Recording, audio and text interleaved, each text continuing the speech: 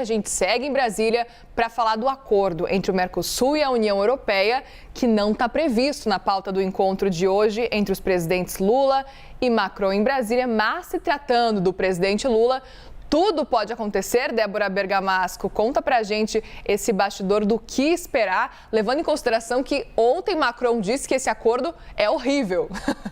Exatamente. Bom, ele está sendo recebido aqui em Brasília, né, no Palácio do Planalto, tem uma série de eventos aqui na Praça dos Três Poderes, tem um almoço também no Itamaraty. E quando você recebe alguém em casa, né, um anfitrião, não vai ficar falando só de temas espinhosos. Então, a princípio, essa discussão sobre o acordo União Europeia e Mercosul, ele está sendo feito pela diplomacia dos países, dos blocos, e está sendo discutido na comissão. Tem uma comissão para tratar desse assunto. Mas, então, não está na pauta, não foi combinado na pauta especificamente que eles vão tratar desse assunto por ser um assunto espinhoso, né? O presidente Lula já colocou sua posição, já disse, olha, no fim do ano passado, Muriel, ele disse o seguinte: o Macron tem que parar de ser tão protecionista.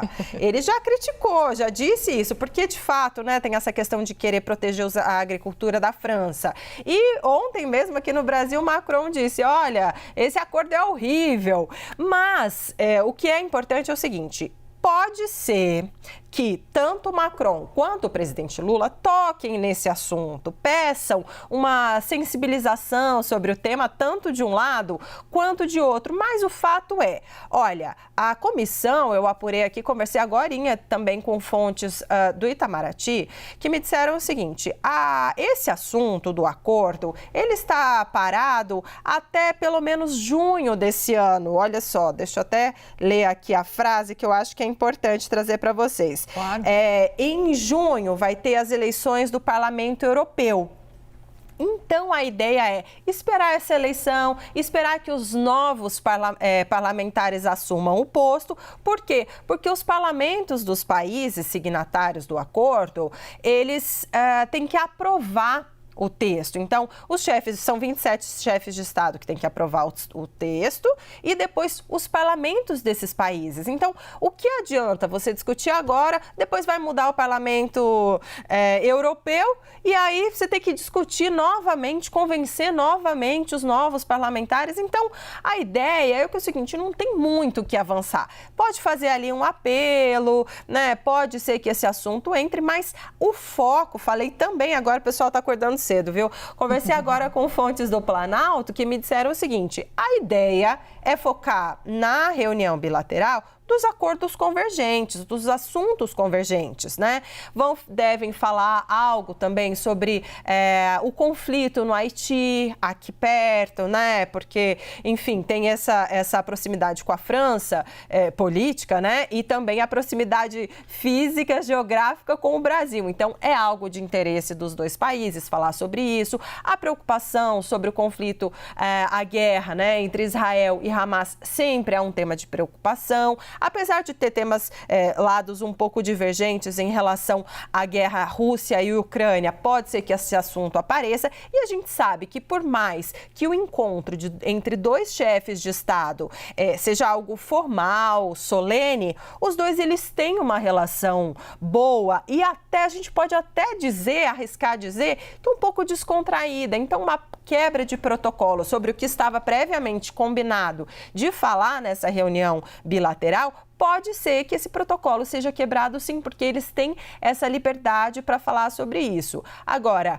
a posição do Brasil ainda é de defesa sobre o acordo União Europeia, acordo de livre comércio entre a União Europeia e o Mercosul, mas vamos lembrar que no fim do ano passado, também quero trazer essa memória aqui, o assessor especial para assuntos internacionais, Celso Amorim, deu uma entrevista no fim do ano passado dizendo, olha, também é um acordo que já tem 20 anos que está sendo discutido, é um acordo que talvez exija muito do Brasil e do Mercosul e tenha pouco retorno. Então, ele já começou a falar, a circular aqui dentro do Palácio do Planalto, que também não vale fechar um acordo. Ele disse essas palavras, não vale ter só por ter, só para dizer que fechou o acordo, se ele não for vantajoso para a gente. Então, olha só, o Brasil continua defendendo, continua lutando para que esse acordo seja fechado,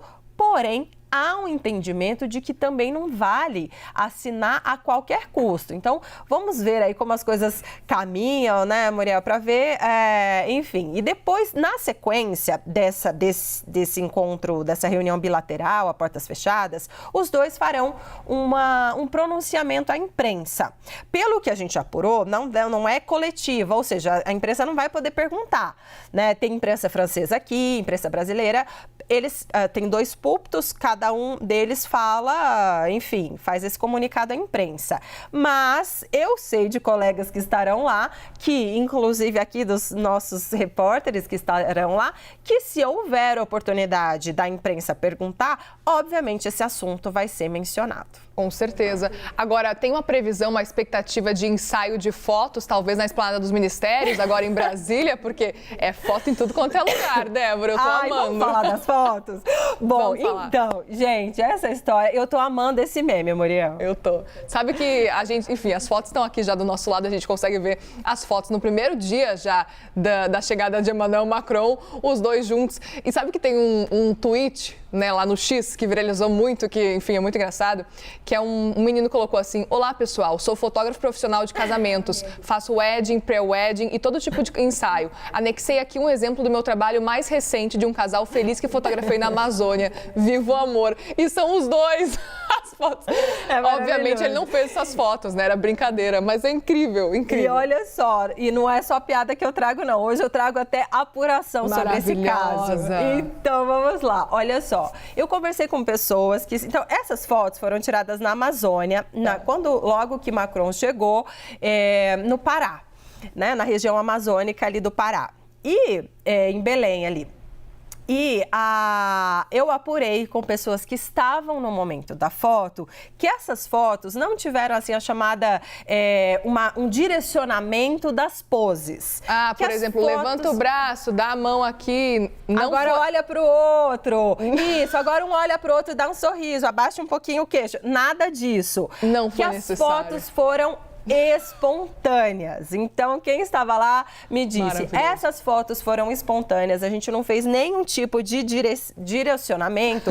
E por que captou esse espírito? E eu achei super engraçado. Essa pessoa me disse o seguinte: olha, além eu anotei aqui que você estava falando, eu estava anotando aqui.